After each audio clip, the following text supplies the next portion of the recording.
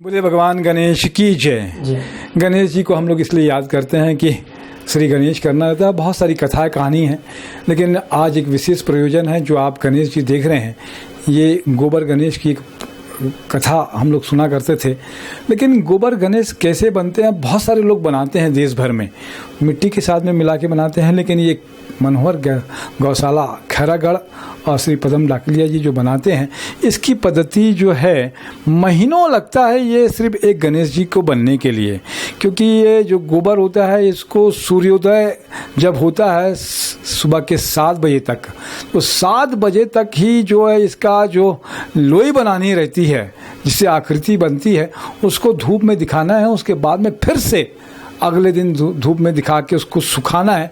तो ये एक बड़ा ऐसा प्रोसेस है कि और इसमें अगर वो टिक गए, गणेश जी बच गए, तभी ये जाके बन पाते हैं। बहुत संघर्ष और मतलब बहुत ही श्रम साध्य कार्य है। इसी तरीके से मेरे साथ में अगर ये देख रहे हैं तो ये गौमूत्र जो है, ये गौमूत्र बहुत सारे लोग बनाते हैं अर्क से, लेकिन ख़ास तरीके से चरक ऋषि ने जिस तरीके से बताया कि इस तरीके का होता है। और बहुत सारी बीमारियाँ, इतनी सारी बीमारियां जो लाइलाज हैं, जिनका इलाज नहीं है, वो बीमारियां इससे दूर हो रही हैं इस गौमूत्र से। अच्छी बात है कि छत्तीसगढ़ का नाम देश दुनिया में पहुंच रहा है और मनोहर गौशाला इसका एक बड़ा माध्यम बन रहा है।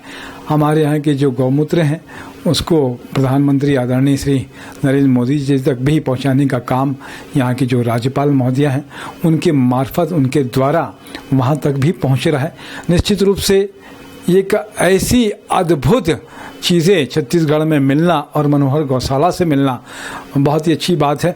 पदम जी डाकलिया जी का मैं अगर गुणगान करूं या बहुत सारी बात करूं तो निश्चित रूप से पूरी किताब लिखी जा सकती है इनके इस काम के बारे में।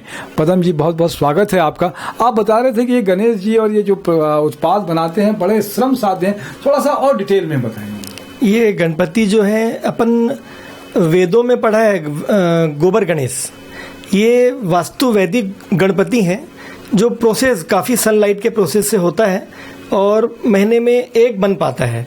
मिट्टी मिला के बनाएंगे तो रोज 50 गणपति बन जाएंगे, लेकिन इसमें गोबर के अलावा कुछ भी मिलाया नहीं जाता। उसमें भी कामधेनु सौम्या माता के, जो हमारे golden book of world record प्राप्त जो हमारे पास एक कामधेनु गाय माता है, उनके गोबर से ही ये बनकर टिक पाता है। बाकी अन्य गोबर से बन के टिकने में काफ़ी समस्या आती है। इसी तरीके से आप गौमूत्र के बारे में भी बता रहे थे, तो क्या कुछ खासियत इस गौमूत्र में है? ये गौमूत्र हम चरक ऋषि को फॉलो करते हैं। ये लगभग 3-4 हज़ार साल पुरानी जो पद्धति हमको मिली, उस किताब से हमने जो लिया उसमें ये लिया कि सबसे पहले तो गाय 7 पीढ़ी का देशी होना चाहिए और उसके बाद में निरोगी पूर्ण रूप से होना चाहिए। उसका गौमूत्र, उसका गोबर, उसका ब्लड पूरा सैंपल लेके टेस्ट किया जाता है, निरोगी उसका पूरा प्रमाण होना चाहिए।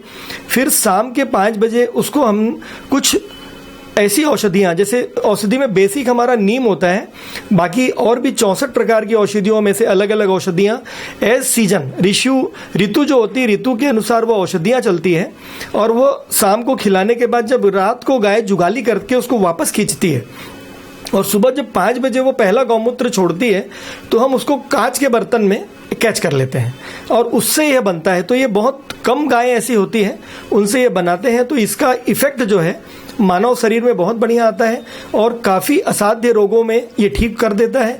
और हमारी इस मनोहर गौशाला के इस गौ अर्क से काफ़ी रोगी जन जो हैं अपने रोग पे विजय पाए हैं, काफ़ी ठीक हुए हैं। बहुत सारी मैं सुन रहा था कि बहुत सारे सत्य जो घटनाएं हैं, लोग आते हैं घंटों यहाँ बैठते हैं कि साहब इतनी सारी बीमारियाँ थी, डॉक्टर एलोपैथी के भी हैं, मैं नाम नहीं लेना चाहूँगा, उन्होंने भी ये मान लिया कि ये जो मर्ज है, जो बीमारी है, इसका इलाज गौमूत्र से ही होगा। और बहुत सारे सत्य घटनाएं भी हैं। कैसा लगता है जब आते हैं वो आपसे बात करते हैं तो क्या? मुझे तब बहुत अच्छा लगता है जब वो लाखों दुआएं दे के जाते हैं। यानी एक बोतल अर्क लेके जाते हैं पहली बार, उनका चेहरा, और जब दूसरी बार दूसरा बोतल अर्क लेने आते हैं तो उनका जो चेहरा होता है खुशी का, वो देख के मुझे बहुत आनंद आता है। और वो दुआएं शायद अपन लाखों करोड़ों कमा के भी नहीं प्राप्त कर सकते, वो दुआएं वो अर्क के सेवन से हमें प्रदान करते हैं। जिसी तरीके से बता रहे थे कि आप ये जिस तरीके से ये माला भी है 27 मन के हैं इसमें, तो ये माला भी खास तरीके से बन पाती है। ये गोबर की वैदिक माला है, ये भी कामधेनु माता के गोबर से बनती है। कई बार हम सोचते हैं कि ये जो बनती है, कई लोग हमको पूछते भी हैं कि बहुत दुर्लभ है, हमने आज तक कभी सुनी नहीं है, देखी नहीं है।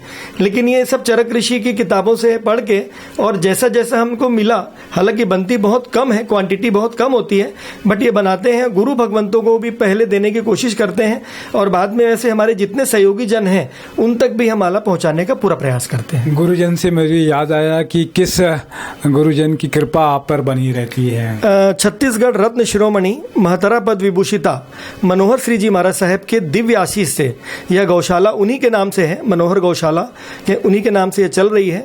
और उन्हीं की शिष्या जो बहन महाराज साहब है मेरी, परम पूज्या भक्तांबर प्रसारिका मृगावती श्री जी महाराज साहब, जिन्होंने प्रेरणा देकर और हम लोगों को ये प्रेरणा देकर, आशीर्वाद देकर इस गौशाला को खुलवाया, उनकी परम कृपा हमारे ऊपर बरस रही है। तो ये तो निःशुल्क है और किस तरीके से कोरियर सर्विस भी देते हैं आप? जब कोई बड़ा रोगी जैसे कैंसर या बड़े रोग, हेपेटाइटिस बी या कोई बड़ा बेसिक प्रॉब्लम है, तो ये भारत और भारत के बाहर भी जाती है, कोरियर से भी भेज दी जाती है।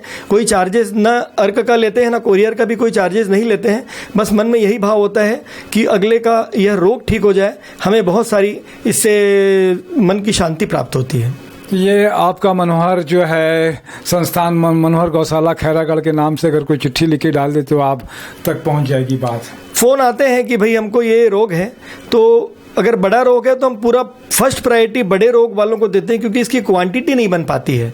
और जब क्वांटिटी नहीं बनती है तो उसको उस हिसाब से सेलेक्ट कर लिया जाता है और जो पी रहे हैं उनको कंटिन्यू पहुंचाने का हम पूरा प्रयास करते हैं। इसमें राज्यपाल महोदय का भी आपका मार्गदर्शन, आशीर्वाद और उनकी शुभकामनाएं मिली, उसके बारे में भी क्या कुछ कहें?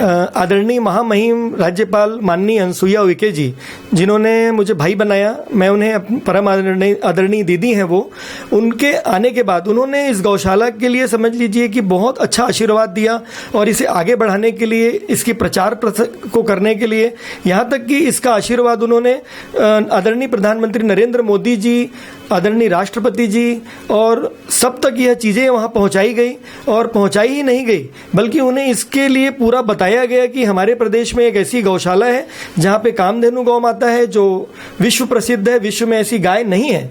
यहाँ तक उन्होंने माननीय प्रधानमंत्री जी को बताया और इस गौशाला के प्रति वो बड़ा स्नेह रखती हैं।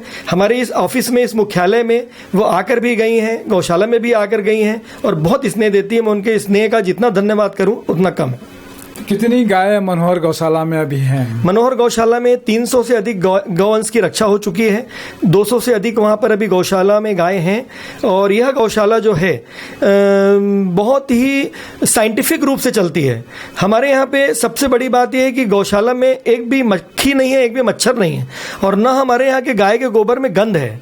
ये देखने के लिए बाहर से काफ़ी लोग आते हैं और इसको देख के जाके आश्चर्यचकित होते हैं। तो क्या अपन चारा जो उपलब्ध कराते हैं तो कुछ गोबर का ही चारा है या किस तरीके के चारा है? ये गोबर और गौमूत्र के जो खाद से हम चारा बनाते हैं निश्चित तौर पे उसका असर तो है, लेकिन मैं ये मानता हूँ कि वो ऐसा खिलाने वाले तो बहुत सारी गौशाला हैं। मेरे अनुमान में यह हमारे जो सहयोगी जन हैं उनका आशीर्वाद, उनका स्नेह और जो परम पिता परमात्मा जो वहाँ विराजमान है उनकी कृपा से ही यह सब कुछ हो रहा है।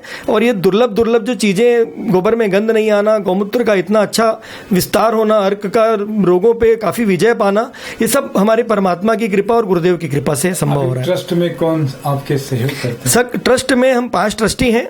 श्री शांतिलाल जी कोठारी चेन्नई, श्री पुखराज जी कोठारी चेन्नई, श्री महेंद्र जी लोढ़ा रायपुर और श्री प्रवीण जी पारक एवं श्रीमती सपना जी। हम सब ट्रस्टी मंडल इसमें हैं। ये 5 ट्रस्ट मंडल के 5 ट्रस्टी अथक प्रयास करते हैं और इनके साथ में ही जो हमारे दानदाता हैं, मैं उनको, ये जो आप अभी ये बना रहे हैं, वीडियो बना रहे हैं, आप यहाँ पे साक्षात्कार करने आए हैं, मैं आपको बहुत प्रणाम करता हूँ, नमन करता हूँ और यह जरूर बोलूँगा कि आप जैन समाज की प्रतिभा को निखारने के लिए एक वरदान है। यानी तपेश जी जैन जो है, जैन समाज की प्रतिभा को निखारने के लिए मैं यह कहूँ कि ये वरदान है तो अतिशयोक्ति नहीं है। तो ये जो आप यहाँ आए हैं इंटरव्यू लेने के लिए हमारे मुख्यालय में, मनोहर गौशाला की ऑफिस में, ये भी मैं अपने सारे दानदाताओं को, साथी ट्रस्टियों को और सदस्यगणों को जो इस गौशाला में तन मन धन से सेवा दे रहे हैं, और वो सारे नींव के पत्थर हैं। दिखता मैं हूँ, एलिवेशन मैं हूँ, लेकिन मैं जानता हूं कि मैं कुछ भी नहीं कर रहा हूं, करने वाले वो सब लोग हैं और वो सारे नींव के पत्थर हैं और वो इतने समर्पण भाव से काम कर रहे हैं जिसका मैं वर्णन नहीं कर सकता हूं। निश्चित रूप से नेक काम के लिए और गौ की सेवा करना और इस तरीके से निःशुल्क ही सारी चीज़ें उपलब्ध कराना, और जो गाय भी हैं जो कसाई खाना जाती हैं या कहीं और हैं जो दूध नहीं दे पाती हैं, तो वो सारी गायों का आश्रम है एक तरीके से मनोहर गौशाला खैरागढ़। जब कभी भी समय मिले सुकून मिलेगा आपको वहाँ पर जाके, और निश्चित रूप से जीवन में बहुत कुछ सीखने और समझने का अवसर भी मनोहर गौशाला देती है। नाम ही मनोहर है और परम पूज्य मनोहर जी मासा के नाम से, महाराज साहब के नाम से ये गौशाला का नाम है। आप कभी भी आएँ खैरागढ़ और छत्तीसगढ़ तो निश्चित रूप से मनोहर गौशाला, और ये अगर ये ज़रूरत है आपको तो एक चिट्ठी भी लिख देंगे, अगर फ़ोन नहीं लग पा रहा है तो आप तक ये बात पहुंचेगी और ये अर्क भी पहुंचेगा आप तक। मेरे साथ में नरेंद्र ठाकुर जी भी हैं, उनका भी धन्यवाद। गगन बरड़िया भी हमारे साथ में उपस्थित हुए हैं, उनका भी धन्यवाद।